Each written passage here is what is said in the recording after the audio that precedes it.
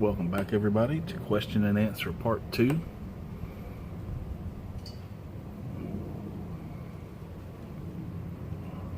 If you have questions for me, keep them coming. I really enjoy this. I love the interactive feel of this, and I think this is, to me, this is, how are you? This is what makes this great for me. I just love the interactiveness of it. Alright, so without further ado, Northern Bohemian asks a very specific question that I'm not comfortable answering. He says, what state, city, and neighborhood do I live in? What do I enjoy most about it? And what gives me the most, what creates the most disappointment?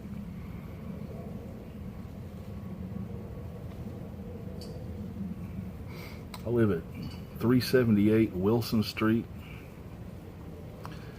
brown house. The lock on the front door is a little iffy. I don't have a dog.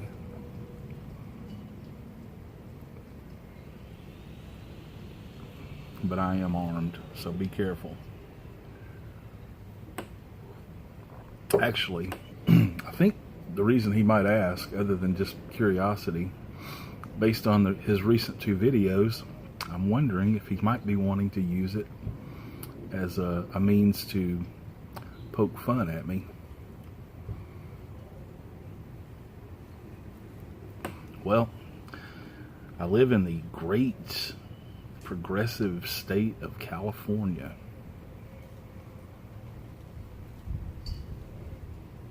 In San Jose, California. Another progressive city.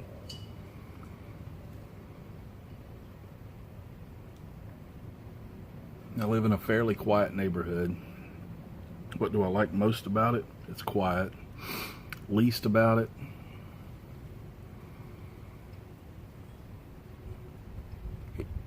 it kind of has the feel of living in a neighborhood that has a homeowners association kind of set of rules regulating it, but the homeowners don't really get a say in it. So that's the least favorite.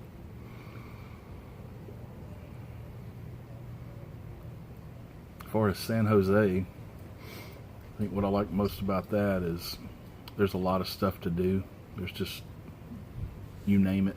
There's a lot of parks. There's a lot of green spaces. There's a lot of downtown life, city life, concerts, music, food, whatever. It's a typical big city.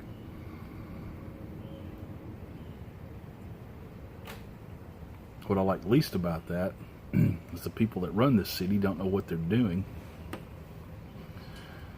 and they're turning it into a place that's not very enjoyable to live in. Crime's on the rise, taxes are on the rise, regulations are on the rise.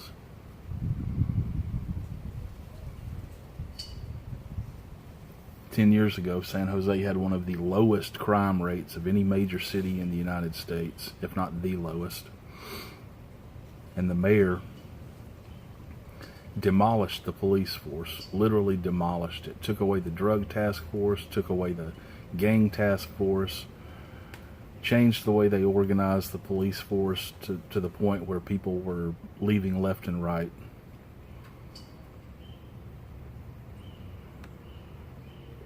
The year following that, the murder rate went from, I think murders the year before that were 7, which is extremely low for a city of 1 million people. The next year after they abolished all that, it went up to 43, I think, or 47, something. Anyway, it's a dramatic rise. They couldn't figure out why. Why in the world would this happen? Well, it wasn't too hard for a thinking person to figure out that it probably had a lot to do with the abolishment of law enforcement for the most part. Current mayor is no better. They've done things like bans on plastic bags and styrofoam eating containers, and they're working towards the plastic straw ban and all this stuff. Really important stuff. Meanwhile, crime, homelessness, all continues to rise.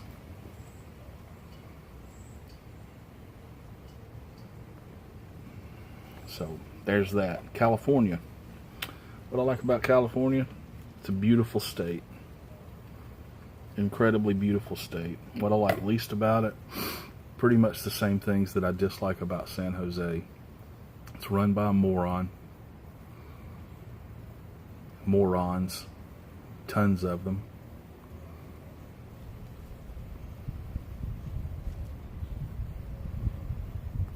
And they're turning it into a nightmare. They're absolutely turning it into a nightmare. And they're actively trying to pass things like the plastics and straw bans and things like that. Meanwhile, they decriminalized intentionally giving someone a deadly disease because they felt it was discriminatory towards the people that were doing it.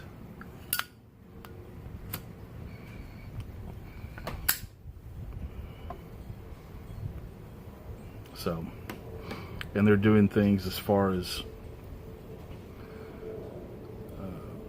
sanctuary cities and sanctuary states, and the way they're battling with the federal government on immigration and things like that are something that I don't agree with and I don't like.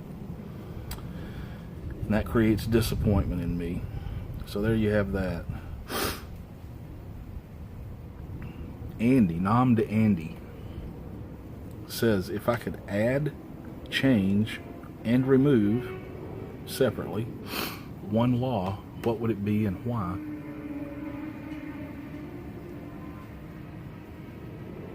You know, I haven't really, before I sat down and made this video, I didn't really think about this.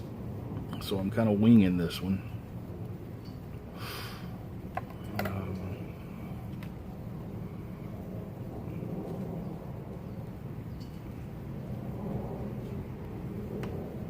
I think if I could remove one law, it would actually be a constitutional amendment.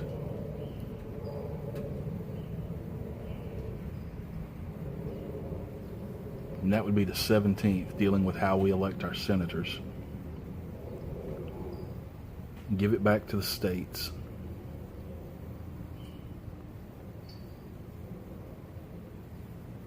It took away an incredible amount of states' rights and states' power when they did that.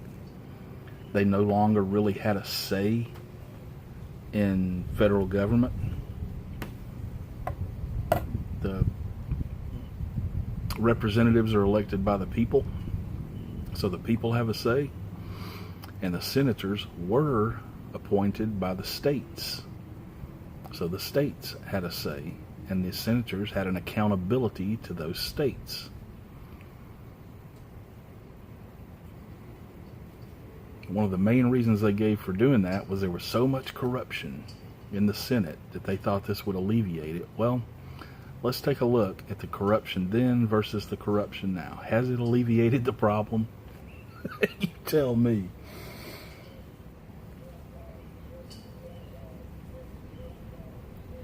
And now a senator can do or say whatever he wants with no accountability to the state that he serves.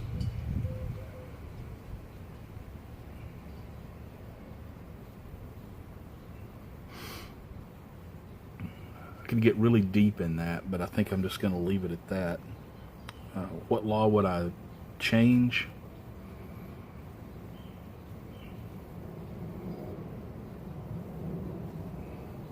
I think I would change,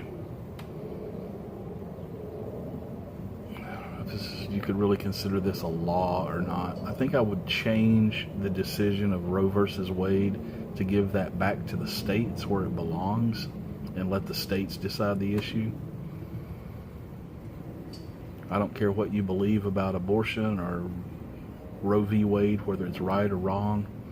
It should not have been decided in the Supreme Court.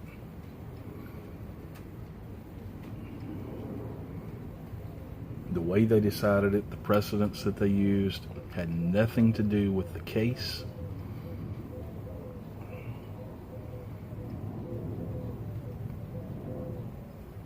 And I think states should have that ability to make those decisions for themselves.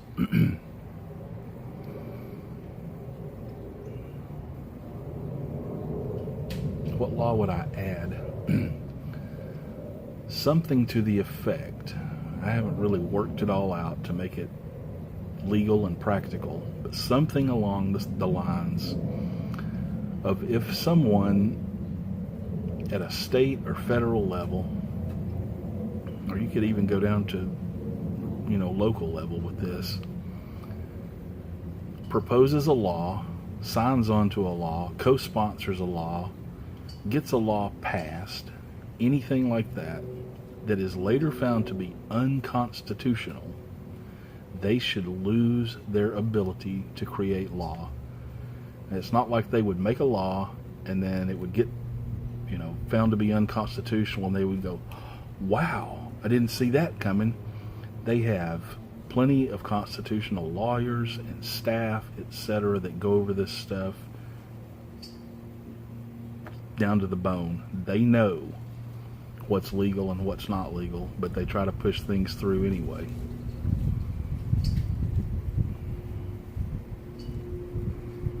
If they were faced with consequences for creating bad laws, maybe they would stop doing it. I don't know.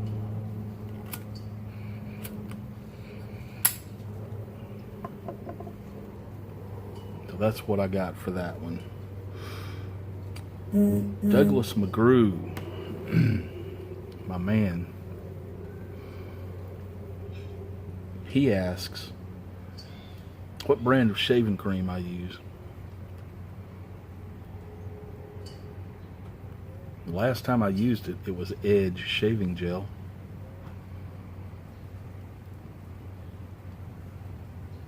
That was sometime in 2016. More seriously, he asked what my top 3 books are, excluding the Bible and the Lord of the Rings, because those are going to show up on everybody's list, or a lot of people's lists.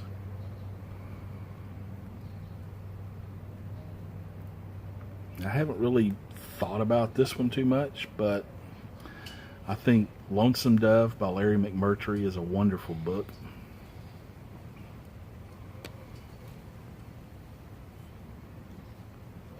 Highly suggest that one to be read.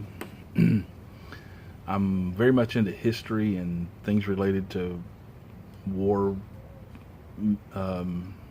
memoirs and things like that.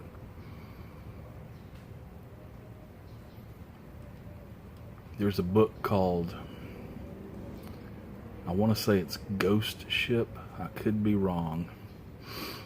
It's about the USS Indianapolis tragedy, the sinking of the USS Indianapolis in World War II.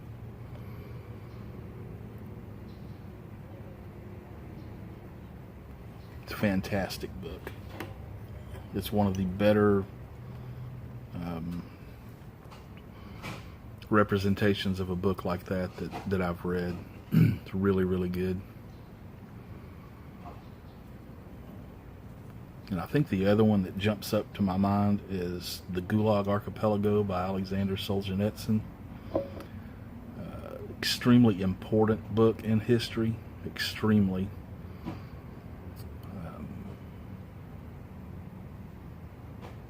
If you have not read that, it generally speaks of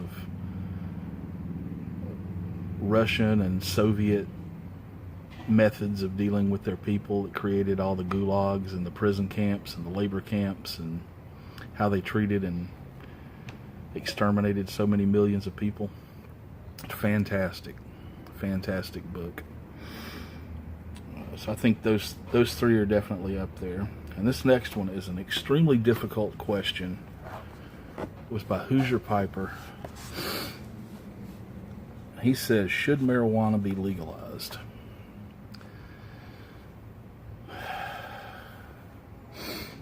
inevitably, I think my answer will disappoint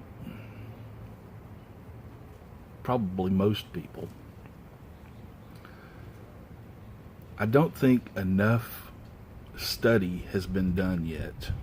There have been studies done regarding legalization's effect on crime specifically. And there was another pretty large, and these are peer-reviewed studies, major studies that were done. Another one that dealt with how it relates to health, economics, crime, personal growth.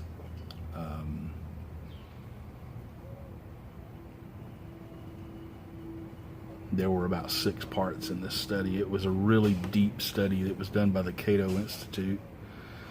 And there have been tons of opinion pieces written on this. But those are the only 2 really in-depth studies that I've found. Neither one of them have really been cited that often. One of them has only been cited once, and I'm not sure about the Cato study. They were both done in 2016, I believe, one from Princeton and one from the Cato Institute.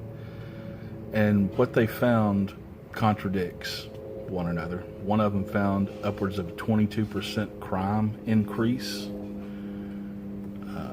It's hard to say what the cause of that is, but when crime was decreasing around the country, it was increasing in this particular study that was done, which mainly dealt with Colorado. There have been other studies and reports out of Colorado that contradict that.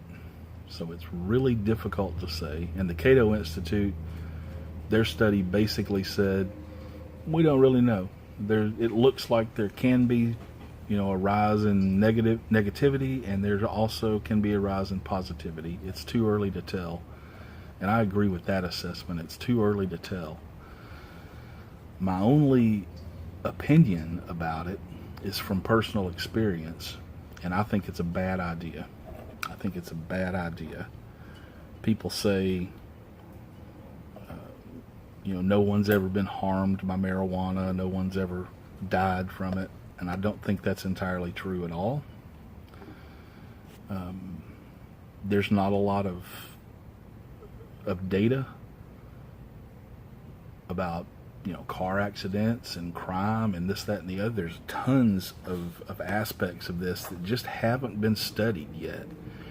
But my personal experience with it is that it's not a good thing. Does it have some positive effects as far as health goes? Yes, it does. So maybe focus on that. Maybe focus on science using it to create medicines and things like that help people, instead of worrying about legalization, which, let's be honest, legalization isn't because of the health effects. It's because people want to smoke pot. That's basically why people want it to be legalized. And they think it will reduce crime, it will, raise tax revenue, all these different aspects of it. They believe it will do this and do that. My opinion is we just don't know. You can't compare marijuana and alcohol, but if you were to look at it in a similar fashion, alcohol is what it is. It causes all kinds of problems. You don't have to go into that.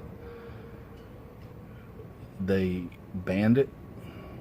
That created all kinds of problems, much like the war on drugs has. And then they repealed it. And it continued to cause problems. There is no good answer.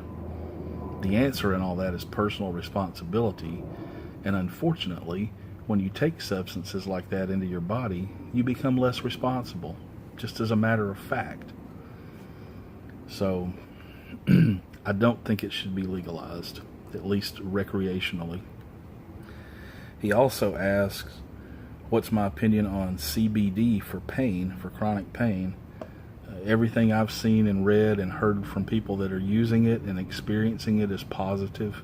So I don't have a problem with that. Once again, if science can use it medically to benefit people, I'm all for that. I think that's a good thing. And then he asked my opinion of legalized drugs in general. I'm guessing what he means by that is hard drugs, opioids, heroin, cocaine, LSD, psychotropic drugs, psychedelic drugs, and things like that. I don't think that's a good idea either. All of them have been used in medical research, and results are inconclusive. Some help, some don't, some cause further problems. With LSD, for example, for some people dealing with